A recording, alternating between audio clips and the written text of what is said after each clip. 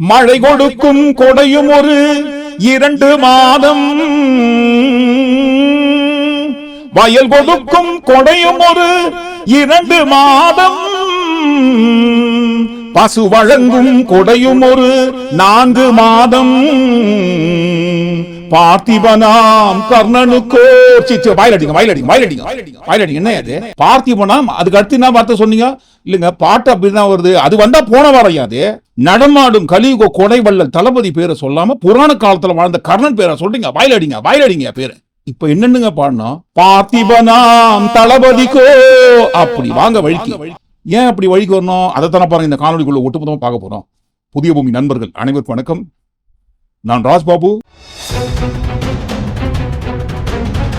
தமிழ்நாடு ஆவலோடு எதிர்பார்த்து காத்து கொண்டிருந்த வேளாண் பட்ஜெட், கொடை வள்ளல் வழங்க போகும் அந்த வேளாண் பட்ஜெட்டை நேற்றைய தினம் சட்டமன்றத்தில் தாக்கல் பண்ணிட்டாங்க. இந்த பொது பட்ஜெட் சம்பந்தமாக மறுபகுதி காணொலி பதிவிடுறோம்னு சொல்லியிருந்தோம் இல்லைங்களா? அந்த காணொலியோடு சேர்த்து இந்த கொடை வள்ளல் வாரி வழங்க போகும் இந்த வேளாண் பட்ஜெட்டை சேர்த்து ஒட்டுமொத்தமா இந்த காணொலிக்குள்ள பார்த்துக்கலாம். அதற்கு முன்பாக நண்பர்கள் யாரையா சப்ஸ்கிரைப் பண்ணாம இருக்கீங்களோ சப்ஸ்கிரைப் செய்து புதிய பூமிக்கு ஆதரவு தருமாறு கேட்டுக்கொண்டும் இந்த காணொலியை முழுமையாக பொறுமையாக பார்க்க வேண்டும் என்று அன்போடு கேட்டுக்கொண்டும் இந்த காணொலிக்குள்ள போயிடுவோம். சட்டமன்றத்துல வேளாண் பட்ஜெட்டை தாக்கல் பண்றதுக்கு முன்னாடி ஒரு திரைப்படம் ஒன்று ரிலீஸ் பண்ணாங்க. எதுங்க? ஆமாமா, திரைப்படம் தான். உங்க காதுல கரெக்டா தான் விழுந்திருக்குங்க. திரைப்படம் தான் நாங்களும் சொன்னோம். திரைப்படம் நேற்றைய தினம் ரிலீஸ் பண்ணாங்க. சட்டமன்றத்தில் வெளியிட்ட அந்த திரைப்படத்தை குறித்த முன்கூட்டியே தகவல் சபாநாயகர் அவர்களுக்கு கூட தெரிவிக்கலீங்களாம். அவருக்கும் தெரியாதுங்களா? ஸ்பாட்ல தான் தெரிஞ்சதுங்களா? திரைப்படம் ஓடுது ஓடினே இருக்குதுங்க. எப்பதான் அந்த திரைப்படம் நிக்கான்னு யாருக்குமே தெரியல.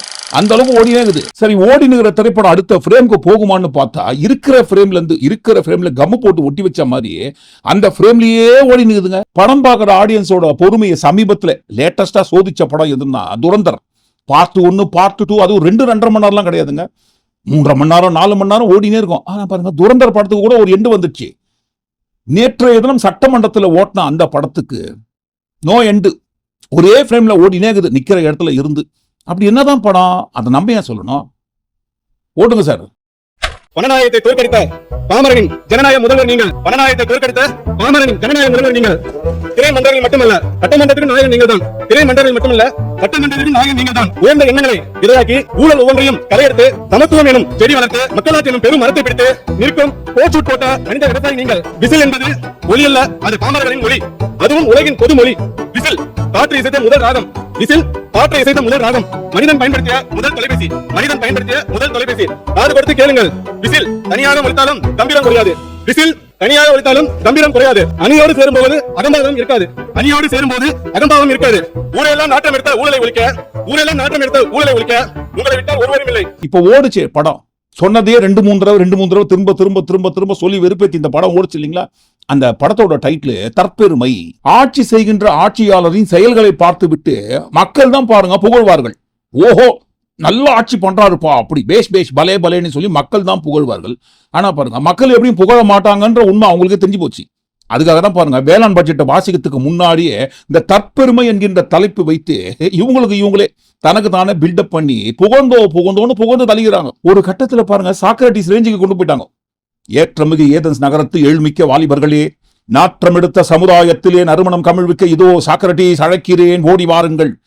அந்த மாதிரி பாருங்க, இலக்கண தமிழ் தான் பேசல, பாக்கி எல்லாத்தையும் பண்ணிட்டாங்க. விசில் புரட்சியை ஏற்படுத்தியவர், வெற்றிக்கு சொந்தமானவர், ஊழலை நாற்றமெடுத்த ஊழலை ஒழிக்க வந்த நல்லவர், வல்லவர், அன்பானவர், பண்பானவர்னு இஷ்டத்துக்கு பட்ஜெட் பேப்பர்ல இல்லாததெல்லாம் பாருங்க, பக்கமா சொந்தமா பாருங்க யாரையோ குரூப்பை வச்சு எழுதி வாசிச்சுட்டு இருக்காரு. எதிர்கட்சிகள்லாம் கேள்வி ஆரம்பிச்சிட்டாங்க. என்ன அது பட்ஜெட்ல இல்லாத படிச்சுருக்காரு, என்ன இதுன்ட்டு. உடனே பாருங்க சபாடா, இருங்க நான் தான் பேசுறேன்ல, நான் பேசுறேன்னு சொல்லி அமைச்சரே பாருங்க, அப்படிலாம் பேசக்கூடாது. ஏன் அப்படிலாம் பேசுறீங்க? என்ன எழுதுறீங்களோ அதை படிங்க. வேளாண்மை நிதிநிலை அறிக்கை என்று தாங்கள் அவை முன் வைத்திருக்கிற அந்த அறிக்கையை மட்டும் விரிவாக படிக்கும்படி நான் கேட்டுக்கொள்கிறேன். நானே சொல்லிட்டு குறுக்க பேசாதீங்க, நானே சொல்லிட்டேன்ல. யோசிப்பாங்க, ஓஹோ நடுநிலையாகத்தான் செயல்படுறாரு போதுக்கு போ அப்படின்னு நினைப்பாங்க. அப்படி நினைச்சினே இருக்கும்போது தான் பாருங்க, கிளைமேக்ஸ்ல பட்ஜெட்ல வாசி முடித்ததற்கு பிறகு கிளைமேக்ஸ்ல ஒரு டச்சு கொடுத்தாரு பாருங்க. இது அமைச்சர் அவர்கள் பேசுறதுல நான் எதுன்னு ஆடிட் பண்ணுவேன். எல்லாத்தையும் பாருங்க ஆடிட் பண்ணி எது தேவையோ எது தேவையில்லையோன்னு பார்த்து நாங்கள் அவை குறிப்பில் ஏற்றுவோம். அப்போ இந்த புகழ்ந்து தரலாங்கல்ல பட்ஜெட் பேப்பர்ல அதிகாரப்பூர்வமாக இல்லாதலாம், அதெல்லாம் கூட அவை குறிப்பில் ஏறுமா? அப்படிதான் சொல்றாரு. அவை குறிப்பிலிருந்து நீக்க வேண்டிய குறிப்பில் தான் மட்டும் நீக்குவேன். எது தேவையோ எது தேவையில்லை. ஒருவேளை தேவையில்லாதது இருக்கிற பட்சத்துல அப்ப புகழ்ந்து தள்ளாங்களே அதெல்லாம் தேவையானதுன்றாங்க. இருக்கட்டும், தப்பு கிடையாது. இந்த பட்ஜெட்டுக்குள்ள நம்ம போவதற்கு முன்பாக ஒரே ஒரு கோரிக்கை. எதுக்கு இவ்வளவு கஷ்டப்பட்டு பாருங்க 11 பேர் கொண்ட குழுக்கள் எல்லாம் வச்சு தற்பெருமை என்கின்ற தலைப்புல இவ்வளவு பெருமை பேசுற படத்தெல்லாம் ஓட்டுனாங்க, ஸ்கிரிப்ட் எல்லாம் ரெடி பண்ணி எடுத்துன்னு வந்து இப்போ எல்லா சட்டமன்றத்துக்குள்ள வருவதற்கு முன்பாகவே விஜய் அவர்கள் போட்டோவை ஃப்ரேம் பண்ணி கழுத்துல மாட்டின்னு வந்துருங்க. சிம்பிள். கூட்டி கழிச்சு யோசிச்சு பாருங்க, இந்த ஐடியா கரெக்டா தான் இருக்கும். அந்த ஐடியா ஒரு ஓரமா வந்துட்டு போட்டோம். இப்போ என்னப்பா வேளாண் பட்ஜெட், இது என்னங்க வேளாண் பட்ஜெட் சொன்னா எங்களுக்கு கோவம் வந்துடும். கொடை வள்ளல் பாரி வள்ளல் வழங்கும் வேளாண் பட்ஜெட்னு சொல்லணுங்க. அப்படி சொல்ற அளவுக்கு அதுல என்னங்க இருக்கு? இந்த சுந்தரராஜன் காமெடி வரும் இல்லைங்களா, அதுல ஒண்ணும் கிடையாது, கீழே போட்டுருன்ட்டு. அது ஒண்ணு இல்ல, கீழே போட்டு கிட்டத்தட்ட இல்ல, முழுமையாகவே அதே மாதிரி தான் இருக்குன்னு சொல்லி நாங்க சொல்லலைங்க. பிரச்சனையை ஃபேஸ் பண்ண போற விவசாயிகள் சொல்றாங்க. ஆரம்பத்துல இருந்தே நம்ம சொல்லிட்டு இருந்தோம். பிஸ்கெட் ஏபி கட்சியோட ஜெராக்ஸ் காப்பி தான் டிவிகே கட்சி. அதுவும் பாருங்க, இந்த தற்பெருமை பேசுற அந்த ஃபார்முலாவை கூட ஃபாலோ பண்றாங்க. இதுக்கு முன்னாடி தற்பெருமை பேசுற இடத்துல தக்குரிமலை சார் தான் இருந்தார். மோடி அவர்கள் எதுவுமே கொடுக்கலன்றாங்க. எல்லாத்துக்கும் அள்ளி அள்ளி கொடுத்தாரு, வாரி வாரி கொடுத்தாரு, மூட்டை மூட்டையா கொடுத்தாரு. அதாவது பாருங்க, பரம்பரையா சேர்த்து மூட்டை தூக்கி சேர்த்து வச்ச காசை, சொந்த காசை ஏதோ கொடுத்ததை போல பில்டப் பண்ணுறாங்க. அதே தற்பெருமை வரிசையில் தான் பாருங்க இன்னைக்கு சட்டமன்றத்துல எவ்வளவு நீளமான திரைப்படத்தை ஓட்டுறாங்க. வெற்றி தமிழ்நாடு விடுதலை என்பதையே மனமெங்கும் கொண்டுள்ள மாண்புமிகு முதலமைச்சர்களுக்கும் இந்த வெற்றி பாதையில் உள்ள சக்கரை எல்லாம் மலர்களாக்கி, சக்கரை எல்லாம் மணிகளாக்கி தமிழ்நாட்டை உண்மை அழைத்து செல்லும் விவசாயிகளுக்கும் என் பணிவான வணக்கத்தை தெரிவித்துக் கொள்கிறேன். சபாநாயகரே வெறுத்து போய் வேணாம்ப்பா, விட்டுடுங்கப்பா, போதும்பா, தாங்க முடியலப்பா, காதுல இருந்து ரத்தம் வந்துடும் பொழுது அடற அளவுக்கு ஓட்டுறாங்க அந்த மாதிரி ஒரு படத்தை. சரி, அந்த அளவுக்கு புகழ்ந்து தள்ளக்கூடிய புகழ்ச்சி அந்த வேளாண் பட்ஜெட்ல என்னங்க இருக்கு? டிவிகே கட்சி ஆட்சி அமைந்தால் தேர்தல் பரப்புரை காலத்தில் கொடுத்த வாக்குறுதி பாருங்க, விவசாயிகளுக்கு நெல் குவிண்டாலுக்கு 3500 ரூபாய், கரும்பு டன்னுக்கு 4500 ரூபாய், விவசாயிகளுக்கு ஒவ்வொரு வருஷம் 10,000 ரூபாய் கொடுப்பதாக அறிவிச்சிருந்தாங்க இல்லைங்களா? அந்த பட்ஜெட்ல ஏதாவது அந்த பக்கத்தை பாத்தீங்களா? ஏன்னா பக்கமா புகழ்ந்து தள்ள அந்த புகழ்ச்சியில இதெல்லாம் காணாமல் போயிருக்க வாய்ப்பு இருக்கு. நாங்க பார்க்கலங்க. நண்பர்கள் யாராவது பாத்தீங்களா? ஒட்டுமொத்தமான மக்கள் யாராவது பாத்தீங்களா? இந்த 3500, 4500, 10,000 கொடுப்பதாக வாக்குறுதி கொடுத்தாங்களே, இல்லவே இல்லை. சரி, விவசாயிகளுக்கு பயிர்க்கடன் தள்ளுபடி செய்வதாக சொன்னாங்க இல்லைங்களா? தேர்தல் வாக்குறுதியில என்ன கொடுத்தாங்க? பரப்புரை காலத்துல 5 ஏக்கருக்கு குறைவான நிலமுள்ள விவசாயிகளுக்கு வேளாண் கூட்டுறவு சங்கங்களில் வாங்கிய பயிர்க்கடன் முழுமையாக தள்ளுபடி செய்யப்படும். 5 ஏக்கருக்கு மேல் உள்ள விவசாயிகளுக்கு 50% தள்ளுபடி செய்யப்படும். தேர்தல் பரப்புரை சமயத்துல இதுதான் வாக்குறுதி கொடுத்தாங்க. எங்களுக்கு ஓட்டு போடுங்க, ஓட்டு போட்டு ஆட்சியில உட்கார வச்சீங்கன்னா 5 ஏக்கருக்குள்ள நிலம் வைத்திருக்கும் விவசாயிகளோட பயிர்க்கடன், முழு பயிர்க்கடன் தள்ளுபடி. 5 ஏக்கருக்கு மேல நிலம் வைத்திருக்கும் விவசாயிகளுக்கு 50% பயிர்க்கடன் தள்ளுபடினாங்க. ஓட்டு போட்டாங்க, ஆட்சியில உட்கார வச்சாங்க, கொடுத்த வாக்குறுதியை நிறைவேற்றணும் இல்லைங்களா? ஆனா பாருங்க, ஆட்சிக்கு வந்த கையோட சிறு விவசாயிகள், குறு விவசாயிகள், பெரு விவசாயிகள்னு பிரிச்சு கடன் தொகை தள்ளுபடி பண்ற அமௌண்ட்டை அரசாங்கம் பிக்ஸ் பண்றாங்க. 5 ஏக்கருக்குள்ள நிலம் வைத்திருக்கும் விவசாயிகளோட பயிர் கடன் முதல்ல 50,000க்குள்ள வாங்கியிருந்தா நாங்க முழு கடன் தள்ளுபடி பண்றோம், 50,000க்கு மேல வாங்கியிருந்தா 50% கடன் தள்ளுபடி பண்றோம்னு சொல்லி பெரிய பிரச்சனை வெடித்து போராட்டத்திற்கு பிறகு மறுபடியும் பாருங்க ஆல்டர் பண்ணி 75,000க்குள்ள கடன் வாங்கியிருந்தா நாங்க முழுமையா கடன் தள்ளுபடி பண்ணிடுறோம். சிறு குறு விவசாயிகள்னு பிரிச்சு அவங்களுக்கு 35,000 ரூபாய் பண்றோம்னு சொல்லி ஆல்டர் பண்ணி ரெண்டாவது தடவை பாருங்க அந்த கடன் தள்ளுபடி சம்பந்தமான விவரங்களை வெளியிட்டாங்க. அழற குழந்தைக்கு ஏதோ லாலிபாப்பு கொடுத்து குழந்தையோட அழைய நிறுத்துற மாதிரி போராட்டம் வெடித்த பிறகு இல்லைங்க நாங்க கொஞ்சம் தொகையை இன்க்ரீஸ் பண்ணி கொடுக்குறோம்னு சொல்லி, அப்படிலாம் இல்லைங்களே. தேர்தல் வாக்குறுதியில முழுமையான பயிர்க்கடன் தள்ளுபடி 5 ஏக்கருக்குள்ள இருக்கிற விவசாயிகளுக்கு, 5 ஏக்கருக்கு மேல உள்ள விவசாயிகளுக்கு 50% கடன் தள்ளுபடி. சரி, அப்பதான் பண்ணல. ஒருவேளை வேளாண் பட்ஜெட்டுக்காக காத்திருந்தாங்க. வேளாண் பட்ஜெட் போடுற சமயத்துல கண்டிப்பா விவசாயிகளோட பயிர் கடனை சொன்னபடி கொடுத்த வாக்குறுதிப்படி இந்த வாயிலேயே வடை சொல்றதுக்கு நாங்க ஒன்னும் டிஎம்கே கிடையாதுங்க, டிவிகேடா. சொன்னா மட்டும் போதுமா? எப்படி செயல்படுத்துவீங்க? நாங்க என்ன வாயிலேயே வடை சுடுறதுக்கு டிஎம்கேவா? டிவிகேடா. சரி, இவ்வளவு சத்தமா சொல்றாரு. ஒருவேளை வேளாண் பட்ஜெட்ல இந்த சத்தம் ரிஃப்ளெக்ட் ஆக வாய்ப்பு இருக்குன்ட்டு காத்து இருந்தாங்க. ஆனா பாருங்க, அவங்க காத்திருப்பெல்லாம் பஞ்சா பறந்து போச்சு. ஆனா இன்றைக்கு பார்த்தா ஒண்ணுமே தள்ளுபடி இல்லை. கலைஞர் ஆட்சியில கூட அவர் 18,000 கோடி தள்ளுபடி பண்ணியிருக்காங்க. ஜெயலலிதா ஆட்சியில கூட 23,000 கோடி பண்ணியிருக்காங்க. அப்படி இருக்கும்போது இவரு ஏன் முழுசா பண்ணணும்ல விவசாயிகள் வாங்கின கடனை? பொது பட்ஜெட்டே 2 மணி நேரம் 31 நிமிஷம் தான் வாசிச்சாங்க. ஆனா பாருங்க, வேளாண் பட்ஜெட்டை 2 மணி நேரம் 35 நிமிஷம் வாசிச்சுருக்காரு. பொது பட்ஜெட் வாசிச்ச நேரத்தை விட வேளாண் பட்ஜெட்ல வாசிக்கிறதுக்கு அப்படி என்னங்க இருக்கு? புகழ்ச்சி இருக்கு இல்லைங்களா? புகழ்ந்து தள்ளுற புகழ்ச்சி சாதாரணமா 1,20,000 ரூபாய் ஒதுக்கி இருந்தால் கூட பாருங்க, அதையும் எல்லா வரியாக படிக்கிறாருங்க. காளான் உற்பத்தி கூடங்களுக்கு 50 லட்சம் நிதி ஒதுக்கீடு, இந்த மிளகா கொத்தமல்லி இருக்கு இல்லைங்களா சாகுபடிக்கு, அதுக்கு ஒரு 50 லட்சம் ஒதுக்கீடு. இந்த 50 லட்சம் சொல்லும் போது கூட பாருங்க 5 பக்கத்துக்கு படிக்கிறாரு. சுத்தமா அழகா நீட்டா ஸ்வீட்டா ஷார்ட்டா சொல்லணும்னு சொன்னா ரீல்ஸ் மாடல்னு சொல்வதை காட்டிலும் வெத்து விளம்பரம் மாடல் அரசுன்னு சொல்லணும். எதுங்க தமிழ்நாடு அரசை விமர்சனம் பண்றோமா? என்னங்க இது? நாங்களா சொன்னோம்? எதிரொலிங்க அங்க பாருங்க. இந்த வெற்று விளம்பர மாடல் திமுக சர்க்கார். இது மட்டும் கிடையாதுங்க, இன்னும் பல எதிரொலிகள் வெயிட்டிங்ல இருக்கு. ஒன் பை ஒன்னா அடுத்தடுத்து நம்ம கேட்போம். இப்போ மேடையில விஜய் அவர்களாவது அடுத்த ஜென்மத்தில் விவசாயியா பிறக்கணும்னு சொன்னார். அதுக்கே விமர்சனம் வந்தது, ஏன் இந்த ஜென்மத்தில் விவசாயி ஆனா என்ன என்று. அதனால தான் பாருங்க மறுபரிசீலனை செஞ்சு கோட்டு சூட்டு போட்ட விவசாயி யாருங்க? நம்ம விஜய் சார் தான். வேளாண் பட்ஜெட்டை வாசிப்பதற்கு முன்பாகவே முதல்ல அந்த பெருமை அடங்கிய வரியே அதுதான், கோட்டு சூட்டு போட்ட விவசாயி. கோட் சூட் போட்ட அணிந்த விவசாயி நீங்கள். சரி இருந்துட்டு போங்க, ஆனா இவ்வளவு புகழ்ந்து உங்களுக்கு நீங்களே பேசிக்கிறீங்களே, அந்த அளவுக்கு வேளாண் பட்ஜெட்ல ஒண்ணுமே இல்லைன்னு விவசாயிகள் சொல்றாங்களே. ஏற்கனவே இருக்கிற திட்டங்கள் மேல அப்படியே பாருங்க மானே தேனே பொன்மானேன்னு போட்டுக்கிற மாதிரி தான் நீங்க இதற்கு முந்தைய ஆளும் அரசு என்ன வேளாண் பட்ஜெட்ல இருந்ததோ அது அப்படியே இருக்குன்றாங்க. விவசாயிகளுக்கு பல சலுகைகள் அறிவிக்கப்படும் என்று எதிர்பார்த்தோம். ஆனால் சென்ற ஆண்டை போலவே தான் 14,500 கோடி தான் இந்த முறையும் விவசாயத்துக்கு ஒதுக்கி விடுது. ஆமாங்க அப்படியே தாங்க இருக்கும். வேற எப்படி இருக்கும்? வேற என்ன எதிர்பார்க்கறீங்க? ஒட்டுமொத்தமா தமிழ்நாடு மூழ்கிற நிலைமையில் இருக்குங்க. ஆமா, ஒவ்வொரு துறையும் பாருங்க இழுத்து மூடுற நிலைமை இருக்குது. ஏதோ இப்போவோ அப்போவோ மூடுற நிலைமையில இருந்ததெல்லாம் உயிர் கொடுத்து ஓட்டி இருக்கிறோம். தமிழ்நாடு அரசு மேல கடன் கிடையாதுங்க, கடனுக்கு மேலதான் தமிழ்நாடு அரசே இருக்கு. மூழ்கி போற நிலைமையில இருக்கு. அந்த மாதிரி நிலைமையில் தான் பாருங்க நாங்க இந்த அரசாங்கத்தை வேற வழியே இல்லாம எடுத்து நடத்தினுக்கிறோம். எங்களை பார்த்து கேள்வி எல்லாம் கேட்கறீங்க. இதை நாங்க சொல்லுங்க, வழக்கம் போல பஞ்சாயத்து தலைவர் சிடிஆர் அவர்கள் தான் சொன்னார். தமிழ்நாடு ஒட்டுமொத்தமா மூழ்கி போற நிலைமையில இருக்கு, கடன்கார மாநிலமாக மாறிவிட்டது, ஒவ்வொரு துறையும் இழுத்து மூடக்கூடிய நிலைமையில இருக்குன்ட்டு அவர் தான் பேசினாரு. இன்னைக்கு இருக்கிற சூழ்நிலையில இவ்வளவு இருக்கிற கடன்கள் அதிகபட்ச கடன்கள் மத்தியில அவங்க எல்லாரும் தெரியும் தமிழக நிதிநிலையில எவ்வளவு மோசமா இருக்குன்னு. எல்லாமே மூடும் அளவிற்கான நிலைமையில தான் இவர்கள் விட்டு சென்றிருக்காங்க. இந்த கடன்ல இருக்குன்னு சொல்றாங்களே, இப்போ அந்த கடன் இருக்கட்டும், ஒரு பக்கம் கடன் இருக்கட்டும், இந்த பொருளாதாரம்னு சொல்லுவாங்க இல்லைங்களா, 30-35 லட்சம் கோடிக்கு மேல இருக்கிற பொருளாதாரம் அதெல்லாம் எங்கெங்க போகும்? இப்போ இவ்வளவு புலம்புறீங்களேங்க. 2021ஆம் ஆண்டு ரொம்ப கடுமையான நெருக்கடியான ஆண்டு. கொரோனா ஒரு பக்கம், ரொம்ப ரொம்ப மோசமான சூழ்நிலையில் தான் பாருங்க 2021ஆம் ஆண்டு திமுக கட்சி ஆட்சி பொறுப்புக்கு வராங்க. அன்று இருந்த பொருளாதாரம், நம்ம தமிழ்நாட்டோட பொருளாதாரம் எப்படி தெரியுங்களா? மைனஸ்ல இருந்ததுங்க. 0.7 அளவுல தான் பாருங்க பொருளாதாரம் இருந்தது. அந்த மாதிரி மோசமான இக்கட்டான நெருக்கடியான சூழ்நிலையில் நீங்க ஒரு வேலை பாருங்க ஆட்சி அமைச்சிருந்தா நீங்க இந்த மாதிரி புலம்பலாம். அவ்வளவு இக்கட்டான சூழ்நிலையில் ஆட்சி அமைத்த திமுக கட்சியை பாருங்க அந்த சமயத்தில் புலம்பலையே. 0.7 அளவுல மைனஸ்ல இருந்த தமிழ்நாட்டோட பொருளாதாரத்தை 5 வருஷம் ஆட்சி பொறுப்பு இருந்துட்டு விட்டுட்டு போகும்போது 2026ஆம் ஆண்டு உங்ககிட்ட கொடுக்கும்போது மைனஸ்ல இருக்கு பொருளாதாரம். 2026ஆம் ஆண்டு டிவிகே கட்சி முதல்வராக ஆட்சி பொறுப்புக்கு வந்த சமயத்தில் இருந்த பொருளாதார அளவு என்பது 11.19%. அப்படி இருக்கும்போது கடன் மூழ்கி போன நிலைமையில் இருக்குன்னு எப்படி இந்த மாதிரி பேச முடியுது?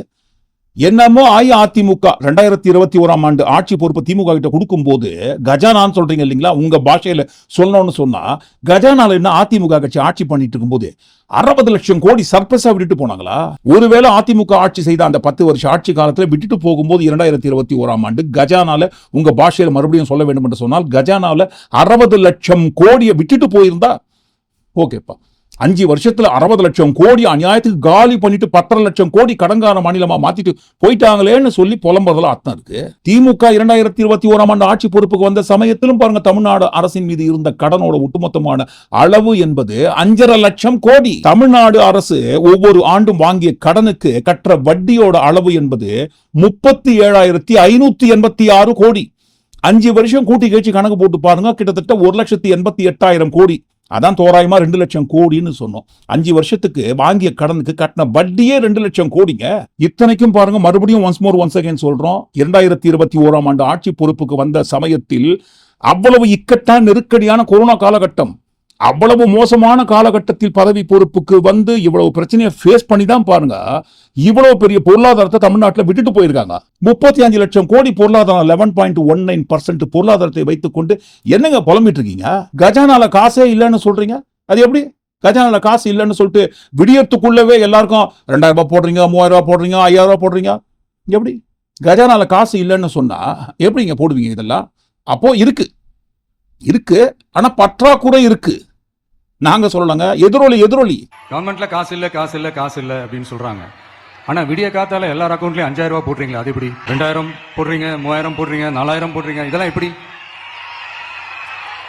சோ கவர்மெண்ட்ல காசு இருக்குது, பற்றாக்குறை தான் காரணம். அந்த பற்றாக்குறை சர்ப்ளஸா மாறணும்னு சொன்னா எங்களுக்கு ஓட்டு போடுங்க, எங்களுக்கு ஓட்டு போட்டு ஆட்சியில உட்கார வைங்க, நாங்க சர்ப்ளஸா மாத்தி காட்டுறோம்னு சொன்னாங்க. அந்த சர்ப்ளஸ் எப்படி மாத்துவாங்கன்னு சொன்னா லீக்கேஜ். அந்த பற்றாக்குறைக்கு காரணம் என்னன்னா இந்த மாதிரி ஸ்டாலின் சார் டாக்ஸ். இதெல்லாம் ஒழிச்சாலே போதும். திமுக ஆட்சி காலத்துல உருவாக்கி வைத்து விட்டு போன அந்த லீக்கேஜை நாங்க அடைச்சி காட்டுறோம்ட்டு அவங்க லீக்கேஜ் அடைக்கிறதுக்காக டிவிகே கட்சி வாங்கின சிமெண்ட் தமிழ்நாட்டே இல்லைங்களாமே, அவுட் ஆஃப் ஸ்டாக் ஆகிட்டாங்களாம். அவ்வளவு சிமெண்ட்டை வாங்கியிருக்காங்க, ஏன்னா அவ்வளவு லீக்கேஜ் இருக்கு. திமுக ஆட்சி காலத்துல உருவாக்கி வைத்து விட்டு போன அந்த ஊழல் தான் பாருங்க டீசெண்டா லீக்கேஜ்னு சொல்றாங்க. அந்த லீக்கேஜ் எல்லாம் அடைச்சி நாங்க சர்ப்ளஸா மாத்தி காட்டுறோம்னு சொன்னாங்க இல்லைங்களா? அடாடாடாடாடாடா, இந்த பட்ஜெட்ல சர்ப்ளஸா மாத்தி வச்சிருக்காங்க பாருங்க, புல்லரிக்குதுங்க. சொந்த வரி வருவாய் ரொம்ப குறைஞ்சி போச்சுங்க. நாங்க சொல்லலங்க, எதிரொலி அவங்க தான் சொன்னாங்க. இந்த வெள்ளை அறிக்கை என்கின்ற பெயரில் நிதித்துறையிலிருந்து ஒரு வெத்து அறிக்கை வெளியிட்டாங்க இல்லைங்களா? அந்த வெத்து அறிக்கையில அவங்க சொன்ன எதிரொலி திமுக ஆட்சி காலத்தில் சொந்த வரி வருவாய் குறைந்து விட்டதுன்னு வெள்ளை அறிக்கையில சொன்னாங்க. இப்ப என்னங்க உயர்ந்து விட்டதா? குறைஞ்சிருக்கு. திமுக ஆட்சி காலத்தில் போடப்பட்ட எஸ்டிமேட்டை காட்டிலும் டிவிகே ஆட்சி காலத்தில் நம்ம தமிழ்நாடு அரசோட சொந்த வரி வருவாய் 3000 கோடி ரூபாய் குறைஞ்சிருக்கு. அடடா, திமுக ஆட்சியில மூலதன செலவு ஒண்ணுமே பண்ண மாட்டாங்களே. இந்த மூலதன செலவுக்கு நம்ம முக்கியத்துவம் கொடுக்கணும், நிறைய முக்கியத்துவம் கொடுக்கணும்னு வெள்ளை அறிக்கையோட எதிரொலி தான் நாங்க சொல்லுங்க. அவங்க தான் சொன்னாங்க திமுக ஆட்சி காலத்தில் மூலதன செலவு மிகவும் குறைந்து விட்டதுன்னு. இப்ப என்னங்க அதிகப்படுத்திருக்காங்களா மூலதன செலவை? இல்ல, குறைச்சிருக்காங்க. இதற்கு முந்தைய ஆட்சியை காட்டிலும் டிவிகே ஆட்சியில பாருங்க இந்த மூலதன செலவு என்பது 3000 கோடி, அதுலயும் 3000 கோடி கம்மியா இருக்கு. ஏன் கம்மியாகணுங்க? அதிகமாக தான் ஆகணும். ஏன்னா பாருங்க, தமிழ்நாட்டுல சிமெண்ட் அவுட் ஆஃப் ஸ்டாக் ஆகிற அளவுக்கு நீங்க சிமெண்ட்டை வாங்கி லீக்கேஜ் எல்லாம் அடைச்சிருக்கீங்க. அந்த லீக்கேஜ் எல்லாம் அடைத்த பிறகு எல்லாமே பாருங்க உங்ககிட்ட சர்ப்ளஸா தானே இருந்திருக்கணும். அது சொந்த வரி வருவாயா இருக்கட்டும் அல்லது மூலதன செலவா இருக்கட்டும், எல்லாமே சர்ப்ளஸா தான் இருக்கணும். ஏன் கம்மியாயினே இருக்குங்க? இதற்கு முந்தைய ஆட்சியை குறை சொல்லிவிட்டு இதற்கு முந்தைய ஆட்சியை விட ஏன் எல்லாம் மைனஸ்ல போயிட்டு இருக்கு? கம்மி பண்ணிட்டே இருக்கீங்க. இவை அனைத்தையும் காட்டிலும் இதுவரைக்கும் ஒழித்த அந்த எதிரொலிகளை காட்டிலும் மிக முக்கியமான எதிரொலி வருவாய் பற்றாக்குறை. என்ன எப்ப பார்த்தாலும் வருவாய் பற்றாக்குறைன்னு சொல்லுகிறீங்க. இல்ல, வருவாய் பற்றாக்குறை கிடையாது, ஊழல், கொள்ளை. ஒவ்வொரு துறையிலிருந்தும் அடிக்கிற கொள்ளை. முதல்வர் குடும்பமும் கேபினெட்ல இருக்கிற மினிஸ்டர்ஸும் பாருங்க சேர்ந்து எல்லாரும் அடிக்கிற கொள்ளை. ஒவ்வொரு துறையிலிருந்தும் இவங்க கொள்ளை அடித்தது போக தான் பாருங்க மிச்சம் மீதிய பட்ஜெட்டுக்குள்ள கொண்டு வரும்போது ஒவ்வொரு வருஷம் பாருங்க வருவாய் பற்றாக்குறையோட அளவு உயர்ந்து கொண்டே தானே இருக்கும். இந்த வருவாய் பற்றாக்குறை தானா வரலங்க, இவங்களா உருவாக்குறாங்க. இருக்கிற பணத்தெல்லாம் இவங்க எடுத்துட்டு போயிடுறாங்க, மிச்சம் மீதி தான் பாருங்க விட்டு வைக்கிறாங்க. அதனாலதான் வருவாய் பற்றாக்குறை வருதுங்க. இதுக்கு பேர் தான் லீக்கேஜ்ன்னு. ஊழலுக்கு லீக்கேஜ்னு பேர் வச்சு நாங்க அடைச்சி காட்டுறோம்னு சொன்னாங்க. அடைச்சிருக்க வேண்டியதுங்க. பட்ஜெட் போட்டாச்சு, பட்ஜெட்டோட அளவு உங்ககிட்ட இருக்கு. இந்த பட்ஜெட்டோட அளவுல இருந்துதான் பாருங்க 30% ஸ்டாலின் சார் டாக்ஸ் எஸ்எஸ்டின்ற பேர்ல கொள்ளையடிச்சுன்னு போறாங்க. 20% திமுக குடும்பமும் 10% கேபினெட்ல இருக்கிற மினிஸ்டர்ஸ் கொள்ளையடிச்சுன்னு போறாங்க. இந்த 30% கொள்ளையடிச்சுன்னு போற இந்த 30% பணத்தை மிச்சம் பண்ணாலே மக்களுக்கு நல திட்டங்களை வாரி வழங்கலாம்னு யார் சொன்னதுங்க? அதுவும் எதிரொலி தான். மாநிலத்துக்கான மொத்த பட்ஜெட் வந்து 4.39 லட்ச கோடிகள். அதுல 30% ஸ்டாலின் சார் டாக்ஸுக்கு போகுது. மக்களுக்காக ஒதுக்குற பணத்தை நீங்க அப்படியே சைட்ல ஒதுக்காம மொத்த பணத்தையும் மக்களுக்கே செலவு பண்ணிட்டா ஒரு சூப்பரான நல்ல அரசாங்கத்தை கொடுக்கலாம்ல. இப்ப இந்த 30% உங்களுக்கு மிச்சம் தானே? ஏன்னா அந்த 30% ஓவரால் பட்ஜெட்ல இருந்து 30% சொல்லும் போது சும்மா 1000 கோடி 2000 கோடி 5000 கோடி 10,000 கோடி கிடையாதுங்க, 1.5 லட்சம் கோடி கிட்ட. நம்ம தோராயமா 1,20,000 கோடின்னு இதற்கு முந்தைய பகுதியில் சொல்லியிருந்தோம். அதே அமௌண்ட்டை மெயின்டைன் பண்ணலாம், தப்பு கிடையாது. 1,20,000 கோடி இருக்கு இல்லைங்களா? அது மிச்சம் தானே. மிச்சம் பண்ணி வச்சிருக்கிற அந்த காசை வச்சு நலத்திட்டங்கள், நீங்க சொன்ன வாக்குறுதி கொடுத்த நலத்திட்டங்களையும் மீறி நிறைய பண்ணலாமே. தமிழ்நாடு முழுக்க மகளிருக்கு இலவச பேருந்து, நாங்க ஆட்சிக்கு வந்த அடுத்த நிமிஷமே இலவச பேருந்து கொடுக்குறோன்னு சொன்னீங்க இல்லைங்களா? கொடுத்துருக்கலாம். 1000 ரூபாய் மகளிர் உரிமை தொகையை 2500 ரூபாயை உயர்த்தி கொடுக்கணும்னு சொன்னீங்க, அதையும் கொடுத்துருக்கலாம். வேலை இல்லாத பட்டதாரிகளுக்கு இளைஞர்களுக்கு 4000 ரூபாய் மாசமான கொடுக்குறேன்னு சொன்னீங்க, அதையும் கொடுத்துருக்கலாம். சூப்பர் 6 அன்னபூர்ணி திட்டம், அதையும் கொடுத்துருக்கலாம். வருஷத்துக்கு 6 சிலிண்டர் சூப்பர் 6 அன்னபூர்ணி திட்டம்னு சொன்னாங்க இல்லைங்களா? தாராளமா கொடுத்துருக்கலாமே. அது மட்டும் கிடையாதுங்களே, முதியோர் உதவித்தொகை 2000 ரூபாயிலிருந்து 3000 ரூபாயாக உயர்த்தி தரணும்னு சொன்னாங்க இல்லைங்களா? அதையும் கொடுத்துருக்கலாம். அவ்வளவு ஏங்க இந்த கொள்ளையடிச்சுன்னு போற 1,20,000 கோடியை மிச்சம் பண்ணி விவசாயிகள் கடன் அடைக்கலாமே. அவங்களுக்கு கொடுத்துருக்கலாமே. அன்னைக்கு கேட்டதான் இன்னைக்கும், இன்னைக்கு கேட்கறதா என்னைக்கும் ஒரே பேச்சு தான். 30% லீக்கேஜ் அடைச்ச அந்த 30% தொகை எங்கே? கொள்ளையடிக்கிற காரணத்தினால்தான், ஊழல் செய்கின்ற காரணத்தினால்தான் வருவாய் பற்றாக்குறை ஒவ்வொரு வருஷமும் அதிகமாகி கொண்டே போகிறதுன்னு சொல்லி ஆட்சி பொறுப்புக்கு வந்தீங்க, வாக்குறுதியை கொடுத்தீங்க, நாங்க என்ன மாதிரி பண்றோம்னு சொல்லி. இப்போ உங்களோட பட்ஜெட்ல டிவிக்கு ஆட்சி அமைத்து போட்ட முதல் பட்ஜெட்ல வருவாய் பற்றாக்குறை இல்லைங்களா? இருக்கு. அதாவது பாருங்க, 30% கொள்ளையடிச்சுன்னு போறாங்க, அதனால்தான் வருவாய் பற்றாக்குறை இருக்கு உருவாக்குனாங்கன்னு சொல்லி வாக்குறுதி கொடுத்து ஆட்சிக்கு வந்தவங்களோட முதல் பட்ஜெட்லயே வருவாய் பற்றாக்குறை இதற்கு முந்தைய ஆட்சியாளர்களை காட்டிலும் 8000 கோடி அதிகமாகி இருக்கு. இதுக்கு முன்னாடி 48,000 கோடி வருவாய் பற்றாக்குறை இதற்கு முந்தைய ஆட்சியாளர் இருக்கும்போது, இப்போ 55,000 சொச்சம், அதான் 56,000 கோடி ரவுண்டா வச்சுப்போமே, 48,000 கோடி வருவாய் பற்றாக்குறையை தானா உருவாக்குனாங்க ஊழல் மூலமாகன்னு சொன்னாங்க. லீக்கேஜ் அடைச்சி காட்டுறோம்னு சொன்ன இந்த பட்ஜெட்ல 8,000 கோடி அதிகமான வருவாய் பற்றாக்குறை உருவாகி இருக்கு. எப்படி உருவாகியது? ஏன் உருவாகியது? எதற்காக உருவாகியது? எந்த இடத்துல உருவாகியது? தானாக இந்த வருவாய் பற்றாக்குறை உருவாகியதா அல்லது ஆர்டிபிஷியலா நீங்களே உருவாக்குனீங்களா அப்படின்ட்டு நாங்க கேட்கலங்க. திமுக கேட்பாங்களே, இப்போ நாங்க கொள்ளையடிச்சு ஊழல் பண்ண காரணம் தான் வருவாய் பற்றாக்குறை ஒவ்வொரு வருஷமும் அதிகமாவதற்கு காரணம்னு சொன்னீங்க. இப்போ எங்களோட ஆட்சியில வருவாய் பற்றாக்குறை இருந்ததை காட்டிலும் உங்க ஆட்சியில 8,000 கோடி கிட்ட அதிகமாகி இருக்கு. அப்போ உங்க ஆட்சியில எவ்வளவு ஊழல் பண்றீங்க, எவ்வளவு கொள்ளையடிச்சுன்னு போறீங்க? எங்க ஆட்சி காலத்துல எஸ்எஸ்டினா உங்க ஆட்சி காலத்துல விஎஸ்டி ஆன்ட்டு திமுக கேட்பாங்களே. இப்போ இந்த உன்னை நினைத்த திரைப்படத்துல ஒரு காமெடி வரும் இல்லைங்களா, நீ சொன்னதுல ஏதாவது ஒன்னாவது உருப்படியா இருக்காயான்ட்டு, அதான் ஞாபகத்துக்கு வருது. ஏதாவது ஒரு வாக்குறுதியை முழுசா நிறைவேற்றிருக்காங்களா? உதாரணத்துக்கு மகளிர் சுய உதவி குழுக்களுக்கு வாரி வாரி வழங்க போறோம் அப்படின்னு சொன்னாங்க இல்லைங்களா. வாக்குறுதி மகளிர் சுய உதவி குழுக்களுக்கு கடன் வழங்குவோம் அப்படின்னு சொன்னாங்க, வழங்கியிருக்காங்க. இந்த பொது பட்ஜெட்ல இந்த மகளிர் சுய உதவி குழுக்களுக்கு வழங்கும் கடனை அறிவிச்சிருக்காங்க பாருங்க. 38,000 குழுக்களுக்கு கடன் வழங்க இலக்குன்னு தான் சொல்லியிருக்காங்க. 38,000 கோடி கடன் வழங்க இலக்கு. அதுவும் பாருங்க 38,000 குழுக்களுக்கு கடன் வழங்க போறோம் அப்படின்னு சொல்லி தமிழ்நாடு முழுவதும் உள்ள மகளிர் குழுக்களோட எண்ணிக்கை தோராயமா ஒட்டுமொத்தமா ஒரு 4,50,000 இருக்கும். அந்த 4,50,000 குழுக்கள்ல இருக்கிற மகளிரோட ஒட்டுமொத்தமான உறுப்பினர்களின் எண்ணிக்கை ஒரு 70 லட்சம் கிட்ட இருக்கும். அப்படி இருக்கும்போது 38,000 குழுக்களை டார்கெட் பண்ணி அவங்களுக்கு தான் கடன் கொடுப்போம்னு சொன்னா, அப்ப மீதம் இருக்கும் குழுக்கள்லாம் எங்க போவாங்க? ஆண்டுக்கு 5 லட்சத்திற்கும் குறைவான வருமானம் கொண்ட குடும்பத்துக்கு தான் பாருங்க அந்த 1 பவுன் தங்கமோ பட்டு புடவையும் கொடுப்போம்னு சொல்லி இந்த தகுதியை பிக்ஸ் பண்ணாங்க இல்லைங்களா. இதுக்கு முந்தைய ஆட்சி காலத்தில் தகுதியை பிக்ஸ் பண்றதுக்கு நீங்க யாருங்க? தகுதி பொல்லாத தகுதி என்னங்க, கொடுத்தா எல்லாருக்கும் கொடுக்கணும்னு சொல்லிட்டு இவங்களும் பாருங்க இந்த வருமானத்தின் அடிப்படையில் தான் பாருங்க தகுதியை பிக்ஸ் பண்ணிருக்காங்க. ஒருவேளை அதே மாதிரி தான் 4,50,000 மகளிர் சுய உதவி குழுக்கள் தமிழ்நாடு முழுக்க இருக்கையில் 38,000 குழுக்களுக்கு மட்டும்தான் கடன் கொடுக்க இலக்குன்னு சொல்லும் போது, அப்போ இதுலயும் பாருங்க எந்த அளவுக்கு குறிப்பிட்டு ஒவ்வொரு சுய உதவி குழுக்கள்ல மெம்பர் எண்ணிக்கையில் இருக்காங்களோ அந்த அளவு அந்த மாதிரி இருக்கிற குழுக்களோட தகுதியை பார்த்து தான் இந்த கடன் கொடுக்கிற இலக்க நிர்ணயம் பண்ணிருக்கீங்களான்னு கேட்பாங்க இல்லைங்களா. கடன் கொடுத்தா எல்லாருக்கும் கொடுத்துடணும், கடன் கொடுக்கணும்னு முடிவு பண்ணிட்டா எல்லாருக்கும் கொடுக்குற மாதிரி இலக்கு வைத்துக் கொள்ள வேண்டும். 4,50,000 மகளிர் சுய உதவி குழுக்கள் தமிழ்நாடு முழுக்க இருக்கையில் 38,000 குழுக்களுக்கு கொடுக்கணும்னு சொன்னா கூட்டி கேச்சு போட்டு பார்த்தா ஒரு 8%, 100% மகளிர் சுய உதவி குழுக்கள்ல ஒரு 8% அளவுக்கு தான் பாருங்க கடன் கொடுக்கிற இலக்கை வச்சிருக்காங்க அவங்க. அப்ப இதுலயும் எப்படிங்க, நமக்கு யார் ஓட்டு போட்டு ஆதரவு தெரிவிச்சாங்களோ, நம்ம கட்சியில யார் யார் இருக்கிறாங்களோ அதை போன்ற ஆதரவு கொடுத்த அந்த குழுக்களுக்கு மட்டும் கொடுக்கப்படும் என்கின்ற இலக்கு வச்சிருக்கீங்களான்ட்டு கேட்பாங்க இல்லைங்களா. ஒட்டுமொத்தமான மகளிர் சுய உதவி குழுக்கள் தமிழ்நாடு முழுவதும் உள்ள நூலகங்களுக்காக ஒதுக்கப்பட்ட நிதியோட அளவும் சரி, தமிழ்நாடு முழுவதும் அமைந்துள்ள கால்நடை மருத்துவமனைகளுக்கு ஒதுக்கப்பட்ட நிதியோட அளவும் சரி, லட்சக்கணக்கானவர்கள் பயனடைவதற்கு வெயிட்டிங்ல இருக்கிற ஆடு வளர்ச்சி திட்டம் ஏற்கனவே இருந்த திட்டம் தான். அந்த திட்டத்துக்கு மேல ஸ்டிக்கர் ஒட்டி ஏதோ ஒன்று பண்றாங்கன்னு வச்சுக்கோமே. அந்த ஆடு வளர்ச்சி திட்டத்திற்கு ஒதுக்கப்பட்ட 110 கோடி ரூபாய், 110 கோடி ரூபாய்க்கு எப்படிங்க லட்சக்கணக்கானவர்களுக்கு ஆடு வளர்ச்சிக்காக ஆடை வாங்கி, அதுவும் 5 ஆடு வாங்கி கொடுக்க முடியுங்க. அதற்காக ஒதுக்கப்பட்ட நிதியோட அளவும் சரி. இன்னும் லிஸ்ட் பெரிய அளவுல போயிட்டே இருக்கும். என்ன லிஸ்ட்டை நம்ம எடுத்து விட்டு எந்த துறைக்காக இவங்க ஒதுக்கிய நிதியோட அளவும் இவங்க போட்ட பட்ஜெட்டையும் ஒட்டுமொத்தமா பொது பட்ஜெட்டா இருக்கட்டும், வேளாண் பட்ஜெட்டா இருக்கட்டும், எல்லாத்தையும் சேர்த்து மொத்தமா கூட்டி கழிச்சு பார்த்தாலும் மறுபடியும் பாருங்க அந்த சுந்தரராஜன் காமெடி டயலாக தான் வந்து நிற்கும். அது ஒண்ணு இல்ல, கீழே போட்டு கேட்டாக்கா திரும்ப ஒரே பல்லவி தான் கீரல் விழுந்த ரெக்கார்டு மாதிரி பாடிட்டே இருப்பாங்க. கடங்கார மாநிலம் கடன் வாங்கி வச்சுட்டு போயிட்டாங்கன்னு சொல்லி மறுபடியும் சொல்றோம். திமுக ஆட்சி பொறுப்புக்கு வரும்போதும் 2021ஆம் ஆண்டிலும் கடன் இருந்தது. கடன் வாங்காத மாநிலம், கடன் வாங்காத நாடு ஏதாவது இருக்குங்களா? அது எவ்வளவு பெரிய வளர்ச்சி அடைந்த நாடாக இருந்தாலும், பொருளாதாரத்துல வளர்ச்சி எவ்வளவு பெரிய நாடாக இருந்தாலும் கடன் வாங்காத நாடு என்று ஒன்று உண்டா? அமெரிக்கா பொருளாதாரத்துல அவ்வளவு உயரமா இருக்குன்னு உருட்டுறாங்க பாத்தீங்களா. உலகத்திலேயே அதிக கடன்கார நாடாக இருப்பது அமெரிக்கா தான்.